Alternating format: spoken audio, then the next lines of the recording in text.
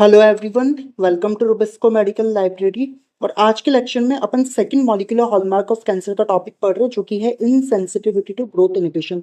इससे पहले molecular hallmark of cancer के ऊपर 2 लेक्चर अपलोड किए जा चुके हैं। पहले लेक्चर में अपन ने इंट्रोडक्शन देखा था मॉलिक्यूलर हॉलमार्क्स का। सेकंड लेक्चर में अपन ने first molecular hallmark of cancer की बात करी थी, और आज अपन इनसेंसिटिविटी टू ग्रोथ इनहिबिशन यानी कि सेकंड मॉलिक्यूलर हॉलमार्क की बात कर रहे हैं। और एग्जाम पॉइंट ऑफ व्यू से सबसे ज्यादा इंपॉर्टेंट यही है।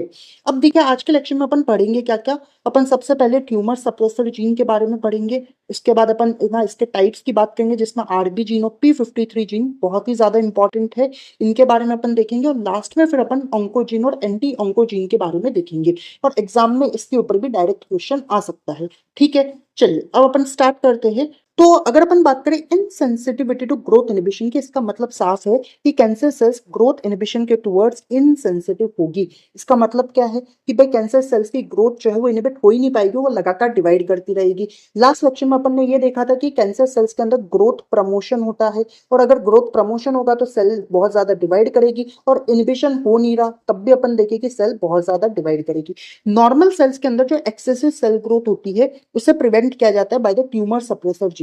सपोज अपन देखें कि कोई ऐसी सेल है जिसके अंदर डैमेज्ड डीएनए है, या जो सेल है वो अपन देखें कि डैमेज्ड है, और अगर ऐसी सेल डिवाइड करेगी तो बॉडी के लिए हार्मफुल है कि नहीं है? बिल्कुल वो हार्मफुल है।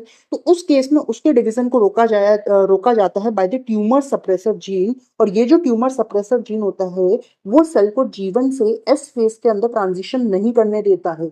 अपन सबको पता है कि सेल साइकिल के अंदर एक जीवन फेज आएगी, फिर एस फेज आएगी, फिर G2 फेज आएगी। इस तरीके से सेल जो होती है वो अपनी सेल साइकिल को कंप्लीट करती है, फिर वो डिवाइड करती है। लेकिन यहाँ पे tumour suppressor gene in damaged cells को जीवन से एस फेज के अंदर नहीं जाने देते हैं, और एक इनएक्टिव स्टेज के अंदर सेल चल जाती है, जिसे अपन G0 स्टेज या फिर अपन जिसे क्यूसेंट स्टेज कहते हैं। क्या कहते हैं? क्यूसेंट स्टेज कहते हैं। नॉर्मल कंडीशन में तो ये हो रहा है, लेकिन कैंसर सेल के अंदर इन्हीं ट्यूमर सप्रेसर जीन के अंदर म्यूटेशन हो जाएगा, और अगर म्यूटेशन हो जाएगा तो ये जो इनहिबिशन कर रहे थे वो जीन्स वो नहीं कर पाएंगे। यानी कि अब सेल जो है वो जीवन से एस फेज के अंदर जाएगी, सेल साइकिल भी कंप्लीट करेगी, सेल डिवीजन भी करेगी, और डैमेज्ड सेल अब अपन देखें तो डिवाइड करेगी, और डिवाइड करके एक मास का फॉर्मेशन करेगी, यानी कि कैंसर का फॉर्मेशन करेगी। ऐसा क्यों हुआ? क्योंकि इनके अंदर म्यूटेशन हो गए। अब कुछ कॉमन म्यूटेशन जो अपने को पता होनी चाहिए जो कि कैंसर सेल्स के अंदर होते हैं, वो है क्रोमोसोमल डिलीशन, नंबर 1। नंबर 2 अपन कह रहे हैं पॉइंट म्यूटेशन, और नंबर 3 अपन कह रहे हैं लॉस ऑफ फंक्शन म्यूटेशन। और जब ऐसा होगा तो ये जो जीवन से एस फेज ट्रांजिशन का इनहिबिशन जो पहले हो रहा था वो अब नहीं होगा, ये अब नहीं होगा। ठीक है, अब देखो अपन ये कह सकते हैं कि जो म्यूटेटेड ट्यूमर सप्रेसर जीन है वो ग्रोथ प्रमोटिंग ऑन्कोजीन्स के जैसे एक्ट कर रहे हैं, हाँ कि ना? इसको एक एग्जांपल से मैं समझाऊं कि जो क्राइम करता है वो तो क्रिमिनल होता ही है, लेकिन जो क्राइम नहीं रोकता है वो भी क्रिमिनल ही होता है। वैसे ही जो ग्रोथ प्रमोटिंग ऑन्कोजीन्स है जो कि कैंसर सेल्स की ग्रोथ करवा रहे हैं वो तो है ही, लेकिन साथ में जो ट्यूमर सप्रेसर जीन जो कि इसकी ग्रोथ को रोक सकते थे उनमें भी म्यूटेशन हो गया। अब ग्रोथ नहीं रुकेगी तो भी कैंसर ही होगा, हाँ कि ना? समझ आया? नेक्स्ट अपन अब बात करेंगे कुछ important types of tumour suppressor gene की। आप इस टेबल के अंदर देखिएगा, ये जो टेबल दे रखी है इसमें आप देखिए। अपन बात करेंगे एक तो आरबी जीन की, इसके अलावा अपन बात करेंगे P53 जीन की, इसके अलावा अपन बात करेंगे TGF बीटा, एपीसी और बीटा कैटनिन प्रोटीन्स के, और कुछ अदर्स के अंदर BRCA1 and 2, VHL, WT1 and 2, NF1 and 2। सारे के सारे आपको याद नहीं करने हैं, सारी की सारी चीजें सिस्टमिक पैथो के अंदर दोबारा आएगी तब आप याद करना। अब भी आपको मेनली याद रखना है आरबी जीन और P53। ठीक है, अब देखिए आरबी जीन प्रेजेंट कहाँ पे होता है, तो ये क्रोमोसोम नंबर 13 के लॉन्ग आर्म पे प्रेजेंट होता है। अब देखिए अपन सबको पता है कि क्रोमोसोम की एक शॉर्ट आर्म होती है तो एक लॉन्ग आर्म होती है। जो शॉर्ट आर्म होती है उसे लेटर P से डिनोट किया जाता है, और जो लॉन्ग आर्म होती है उसे लेटर Q से डिनोट किया जाता है। कैसे याद रखे? P जो होता है वो अल्फाबेट्स के अंदर 16th नंबर पे आता है, तो वहीं जो Q होता है वो अल्फाबेट्स के अंदर 17th नंबर पे आता है। तो ज्यादा बड़ा नंबर कौन सा? Q। तो Q जो है वो लॉन्ग आर्म है और P जो है वो शॉर्ट आर्म है। तो यही अगर अपन बात करें आरबी जीन कहाँ पे प्रेजेंट है, क्रोमोसोम नंबर 13 के लॉन्ग आर्म पे प्रेजेंट होता है। और इससे कुछ एसोसिएटेड ह्यूमन ट्यूमर्स क्या क्या हो सकते हैं? रेटिनोब्लास्टोमा हो सकता है, ऑस्टियोसार्कोमा हो सकता है। तो वहीं अगर अपन बात करें P53 की, तो ये क्रोमोसोम नंबर 17 के शॉर्ट आर्म, पी का मतलब क्या शॉर्ट आर्म पे प्रेजेंट होता है, और इससे एसोसिएटेड ह्यूमन ट्यूमर्स में अपन देखें तो कार्सिनोमा ऑफ लंग आ सकते हैं, हेड एंड नेक के कैंसर आ सकते हैं, कॉलन कैंसर आ सकता है, तो ब्रेस्ट कैंसर भी आ सकता है। इसके बाद अगर अपन बात करें TGF बीटा और उसके रिसेप्टर की, लास्ट लेक्चर में अपन ने TGF अल्फा की बात करी थी, और अपन ने ये कहा था कि TGF अल्फा जो होता है वो ग्रोथ प्रमोटिंग ऑन्कोजीन के जैसे एक्ट करता है। यहाँ पे अपन बात करें TGF बीटा की, जो कि ट्यूमर सप्रेसर जीन के जैसे एक्ट कर रहा है, और इसका लोकेशन क्या है, एक्स्ट्रा सेल्यूलर यानी कि सेल के बाहर प्रेजेंट होता है। और एसोसिएटेड ह्यूमन ट्यूमर्स में अपन कहेंगे पैंक्रियाटिक कैंसर हो सकता है, कॉलन कैंसर हो सकता है, स्टमक कैंसर वगैरह हो सकते हैं। वहीं अगर अपन बात करें APC और बीटा कैटनिन प्रोटीन्स की, तो ये न्यूक्लियस और साइटोसॉल के अंदर प्रेजेंट होते हैं, और एसोसिएटेड ह्यूमन ट्यूमर्स में अपन कहेंगे कॉलन कैंसर इनका एग्जांपल आता है। सिस्टमिक पैथो में अपन कोलोरेक्टल कैंसर पढ़ेंगे, ठीक है, और वो बहुत इंपॉर्टेंट है, वहां पे अपन APC और बीटा कैटनिन प्रोटीन्स की बात करेंगे। कुछ अदर एग्जांपल्स में BRCA1 एंड 2 इससे एसोसिएटेड ट्यूमर ब्रेस्ट कैंसर और ओवेरियन कैंसर होते हैं। इनकी लोकेशन अब भी आप याद मत रखो, सिस्टमिक पैथो में आपको याद हो जाएगी। फिर अपन बात करें VHL, इससे associated tumour renal cell carcinoma हो सकता है। WT1 और WT2 जो होता है उससे एसोसिएटेड ट्यूमर विल्म्स ट्यूमर हो सकता है, इसे नेफ्रोब्लास्टोमा भी कहा जाता है, बच्चों का ट्यूमर होता है ये। इसके अलावा NF1 और NF2 जो होता है, इससे associated tumour neurofibromatosis type 1 and type 2 हो सकते हैं। अपने लिए सबसे ज्यादा इंपॉर्टेंट RB और P53 जीन है, दो जो सबसे इंपॉर्टेंट ट्यूमर सप्रेसर जीन है। उसमें एक तो आता है RB जीन, तो एक आता है P53 जीन। इसकी अपन अब बात करने वाले हैं। देखिए, अगर अपन बात करें आरबी जीन की, तो आरबी जीन जो है वो फर्स्ट ट्यूमर सप्रेसर जीन है जिसे आइडेंटिफाई किया गया था। ये एक MCQ बन सकता है कि पहला ट्यूमर सप्रेसर जीन कौन सा था जिसे आइडेंटिफाई किया गया था, तो आपको आंसर देके आना है आरबी जीन, याद रहेगा। नेक्स्ट अपन बात कर रहे हैं कि भाई ये कहां पे प्रेजेंट है, क्रोमोसोम नंबर 13 के लॉन्ग आर्म यानी कि Q पे प्रेजेंट होता है। और जो अब सबसे इंपॉर्टेंट बात है वो ये है कि आरबी जीन को master brake in cell cycle कहा जाता है। जो अपन ने बोला था ना कि ट्यूमर सप्रेसर जीन जो होते हैं वो जीवन से एस फेज के अंदर ट्रांजिशन नहीं करने देते, बिल्कुल आरबी जीन वही कर रहा है, जीवन से एस फेज के अंदर डैमेज्ड सेल का ट्रांजिशन नहीं होने देगा, सेल साइकिल में ब्रेक लगा देगा, इसीलिए इसे master brake in cell cycle कहा जाता है। और आरबी जीन जो होता है वो एक प्रोटीन की कोडिंग करता है जिसे अपन कहते हैं PRB प्रोटीन, ठीक है। अब देखो जो सबसे इंपॉर्टेंट चीज है वो ये है कि जो आरबी जीन है वो दो फॉर्म्स में एग्जिस्ट करता है।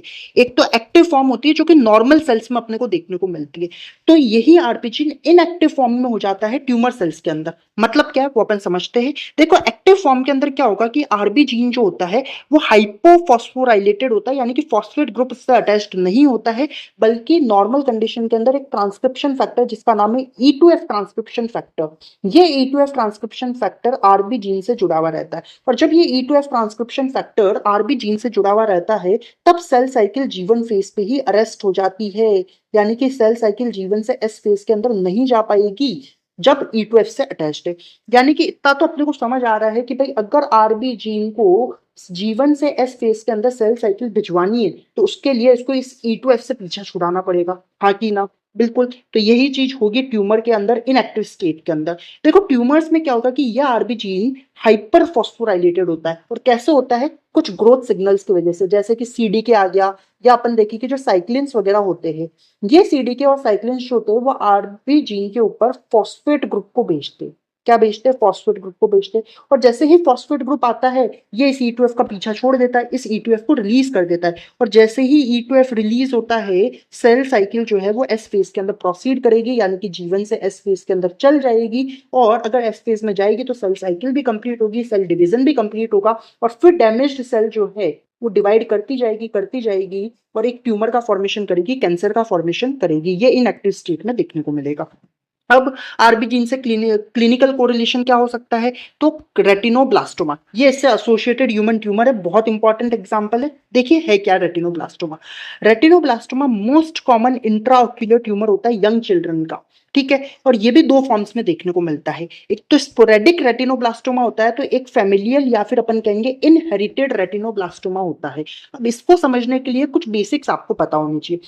इसमें एक हाइपोथेसिस आता है जिसे अपन कहते हैं नर्सन to hit hypothesis.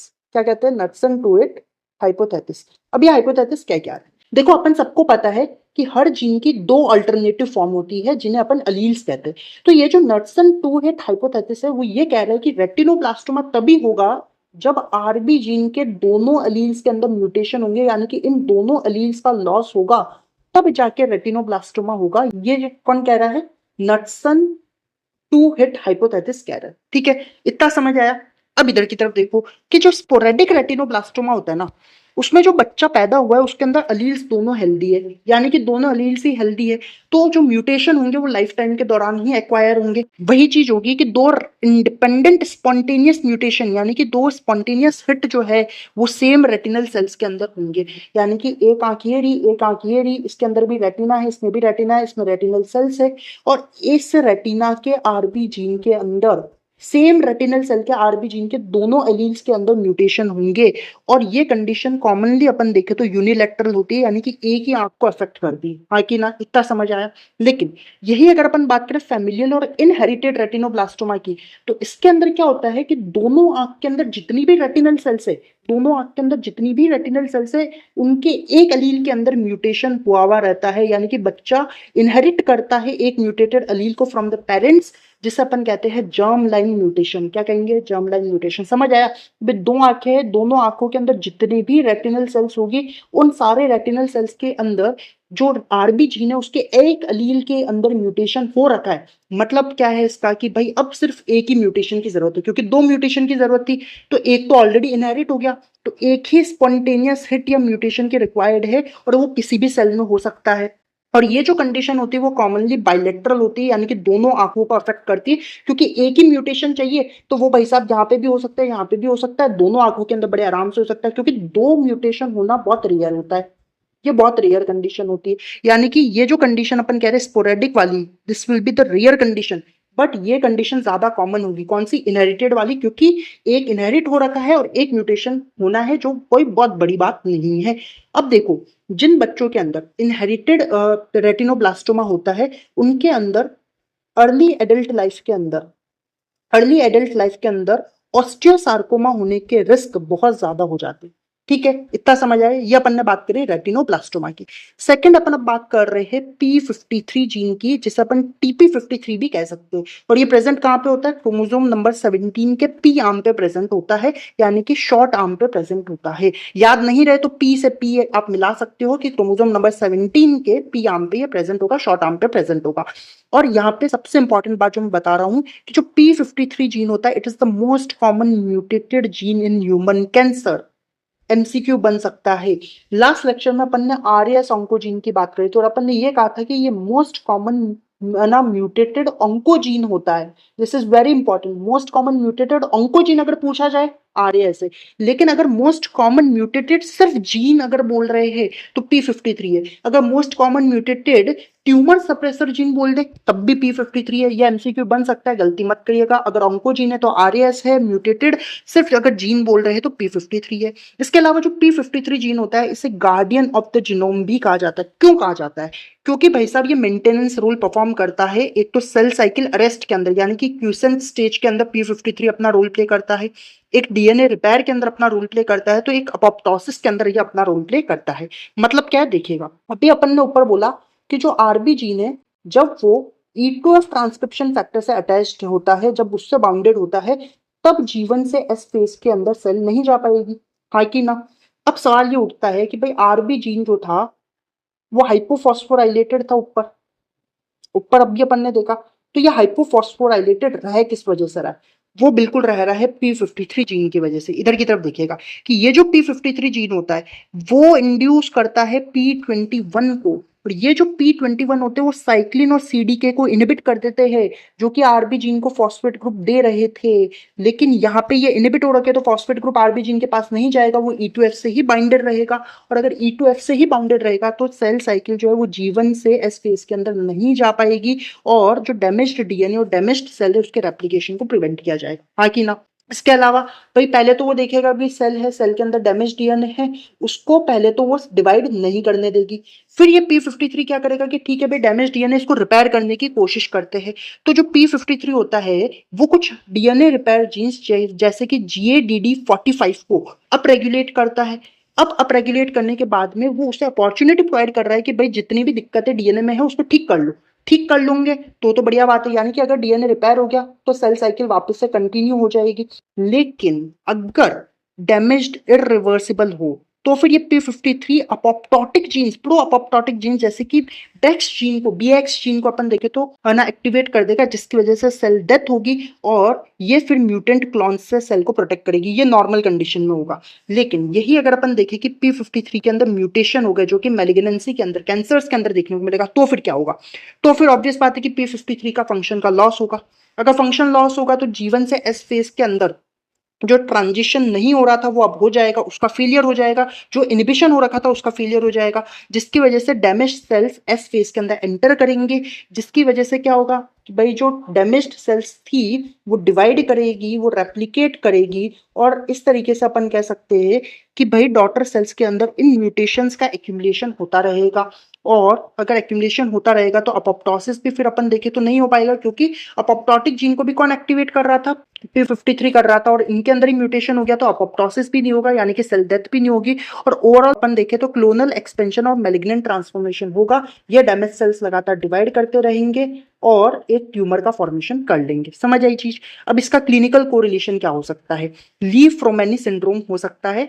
Lee फ्रोमेनी syndrome के अंदर क्या होता है कि p53 जीन के एक एलील के अंदर जर्मलाइन म्यूटेशंस देखने को मिलते हैं, यानी कि बच्चा पेरेंट से ही इनहेरिट कर रहा है, एक एलील के अंदर म्यूटेशन हो रखे हैं, जिसकी वजह से क्या होगा कि यंग एज में ही बहुत से कैंसर होने के रिस्क इंक्रीज हो जाते हैं, जैसे कि सार्कोमास होने के चांसेस, ब्रेस्ट कैंसर होने के चांसेस, ल्यूकेमिया होने के चांसेस और एड्रिनल कैंसर होने के चांसेस। और कुछ एसोसिएटेड ट्यूमर्स में अपन देखें तो ये अपने को हाईली प्रिविलेंट देखने को मिलेगा लंग कैंसर के अंदर, ब्रेस्ट कैंसर के अंदर, कॉलन कैंसर के अंदर, हेड एंड नेक कार्सिनोमास वगैरह के अंदर। याद रहेगा ये चीज? ये समझ आया आपको? चलिए, ये तो अपन ने बात करी ट्यूमर सप्रेसर जीन की।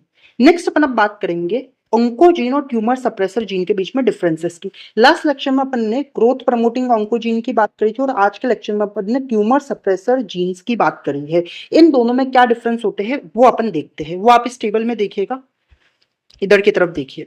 ये कभी कभी एग्जाम में पूछ लिया जाता है तो आपको पता होना चाहिए। देखिए, ऑन्कोजीन जो है वो नॉर्मल प्रोटो ऑन्कोजीन्स की म्यूटेटेड फॉर्म होती है, वहीं जो एंटी ऑन्कोजीन होते हैं वो नॉर्मल ग्रोथ सप्रेसर जीन के म्यूटेटेड फॉर्म होती है। ठीक है, अब जेनेटिक एबनॉर्मलिटी की बात करें तो ऑन्कोजीन्स के अंदर म्यूटेशन देखने को मिलता है, जैसे कि point mutation, translocation, amplification, over expression वगैरह। तो एंटी ऑन्कोजीन के अंदर क्या होगा, जीन का लॉस हो जाएगा by the deletion, point mutation and loss of portion of chromosome वगैरह। वहीं अगर अपन बात करें ऑन्कोजीन का मेजर फंक्शन क्या है कि भाई ये सेल के ग्रोथ प्रमोटिंग पाथवेज को एक्टिवेट करते हैं, यानी कि ग्रोथ को प्रमोट कर रहे हैं।